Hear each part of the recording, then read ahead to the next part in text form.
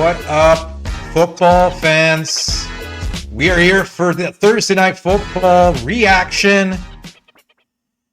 Green Bay Packers taking care of the Commanders. Jer, Thursday Night Football action. What were your thoughts on this game? It was pretty painful to watch, unless you're a Green Bay fan. Just like pretty well complete dominance. I know the final score really doesn't tell the whole tale of what happened, but yeah, I really love that the Commanders covered my 10.5. Anyways, little late action combined with a 2-point conversion to really spice things up. And so I'm on. I don't know why they went for 2 there. I don't get that. They could have missed it and then been down by 11. I don't know. But anyways, that's analytics for you. But actually the total yards were basically doubled. First downs for a while were basically doubled by Green Bay. And Washington's rushing attack wasn't really there like it was week 1. Another injury. Austin Eckler goes down for Washington. Oldest team in the NFL. Bay getting home with 4 rushers is pretty scary. And man, I don't know this.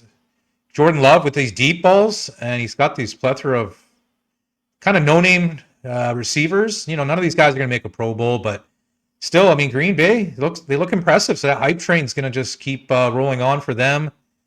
And Micah Parsons and Jordan Love are just a 2-man team. And Jordan Love looks like he's knocking on door for the MVP. Jaden Daniels played all right, but a little too late, you know. Just couldn't get it going in the first 3 quarters. He had no touchdowns, Jared. Can you believe that? No touchdowns in the first 3 quarters for Washington.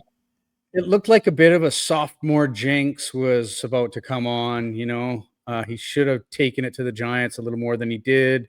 This game slipped through his fingers. I hope for the Washington Commanders' sake, it's not the entire season, but it does look like certain areas of this team that should be veteran, locked down, and just flowing is not. So they're gonna have to figure things out. And right. Well, it looks like it looks like Jaden's not getting those 20-yard runs that he was getting last year and in the playoffs. So maybe teams are spying him a bit more, knowing that he's not going deep. And like they were saying in the broadcast, they're not getting those big chunk plays. I mean, Debo, not exactly the Debo of old. And McLaurin, he's more of a possession receiver, not really a deep ball, high point guy. So, and we know Zach Ertz is, he's old, but he still gets it done. It's just, maybe they need a few more wrinkles in that offense. Maybe some more play action. I don't know. They didn't look explosive. They didn't look dynamic. Well, Green Bay really pretty much prepared got for whatever they wanted. Game. They really prepared for this game. I'm telling you, like they were playing zone, and every man that was playing zone was spying the quarterback. It was crazy.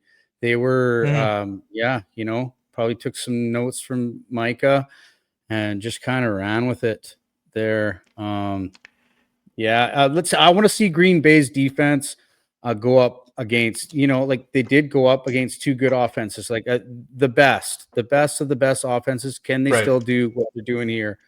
I don't know if they're going to kind of get tired and just fade into the background. They probably have a letdown factor. Green Bay will have a little bit of a letdown factor, I think, because they're going into Cleveland next week. And I want to see them face Cleveland. Exactly. I want to see them face that defense and put 20-something on that defense when Cincinnati, the regular 30-burger club, can't even put a, So, it's a test. 8 yards on second half. Yeah. Right. And you're on the road. You play 2 home games in the frozen tundra of Lambeau Field. And, you face some top-notch opponents, Washington. And obviously Detroit. Lose to Cleveland. But, and what do your fans think? The fans are going to be. Well, anybody who likes Green Bay should grab them now because they're going to be a touchdown favorite pretty much after this game. Commanders host Las Vegas next week. I believe the early line is -6 or -6.5 for the Commanders. So I guess the books are expecting Commanders take care of Biz at home. Yeah, I mean, 6.5 sounds like appealing taking the Raiders, but we'll see what they do. There's going to be a major rest advantage there, you would think, for the Commanders. They'll have 10 days off, and then the Raiders will be playing on Monday. Still the oldest team in the NFL. So, it might just come back to even in that sense, that their bodies are probably a lot more battered and just tired. And, they're still professionals and they still made the tee. They still beat out everybody else. But, Lattimore's looking slower and, it's there's some chinks in this armor. So I like the team. I like Jaden Daniels, even though I'm a diehard Eagles fan. So that's saying something. I'm pulling for a guy like that. So, well, he's exciting, right? He brings a lot of charisma and flair to the game. He doesn't make bad decisions. He's seems like he's a veteran, but he's only in his second year, so it's kind of scary. I mean, look what he did in the playoffs last year, and Washington's been a laughing stock for years. So, 1-1 start, I don't think is the worst thing for Washington right now. And you go home, you face Vegas at home, who's probably going to be pretty bagged, playing on, I think, 5-6 days rest. You get to play on 10 days rest. And I don't know, that Eckler injury didn't look too good. What did you think of that? You think it's out for the season? Yeah.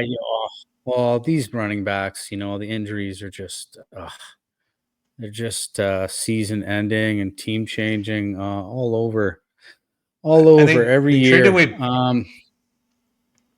They traded away Robinson to SF after what is it, Crockett? Forgot his name there, but the guy with 3 names there, Bill, the science guy, Washington science guy. Yeah, he was kind of bottled up, and Eckler obviously got hurt, so Washington's got to do something there. I was looking at the injury report. They're saying Brock Bowers is now probable for the Raiders. They'll be playing Monday night. Who else was I looking at for injury report? Well, it says questionable. Bowers is hardcore. There's always going to be a chance he's going to get in there. And for Dallas, I noticed Deron Bland is going to be out. They're saying he's out for a couple of weeks at least. So I think that's why the line dropped in that Giants-Cowboys game. It was 6. Now it's 5.5. So, I mean, we already know Dallas's defense can be Swiss cheese, right? So, interesting. I noticed a couple other line movements I wanted to get your opinion on. SF, obviously with all the injuries, is down to -3. Purdy will not play. Kittle's obviously on the IR. Juwan Jennings is questionable. Like I said in the pick show, I got faith in Mac Jones. This is his time. This is, essentially. I was surprised what he did last year.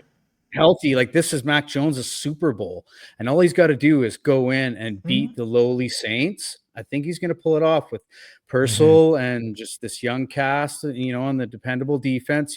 Maybe Mac Jones only puts up 13 points, but that defense is going to, it's going to hold him down to maybe a couple field goals or only. Everyone I know is loving SF. Everyone I know that I've seen on all the pick shows is loving SF. I mean, the talent gap alone is huge, but I mean, I could just see Vegas raking it in if 49ers lose, because I mean, it's only minus. They could have made the spread -5 or 6, and I think they'd still get 49er money. So we'll see. Denver's now down to -1 on some books from 2.5. So a lot of money coming on Indy. Vikings are now down to 3.5. They were 4.5. What else did we see for line movement? Baltimore's now -11.5.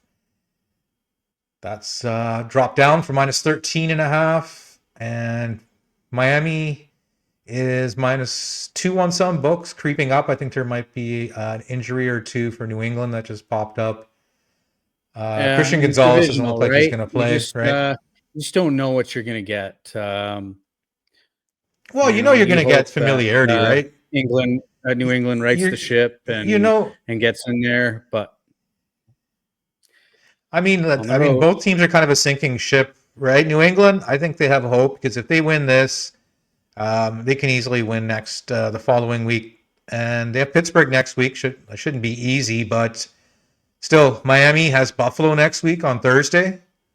So if Miami loses, they're gonna have 3 or 4 days to rest for Buffalo in Buffalo, and the spread right now is 10. So this could be a rough little slide here. They're saying McDaniel is the favorite coach to be fired first.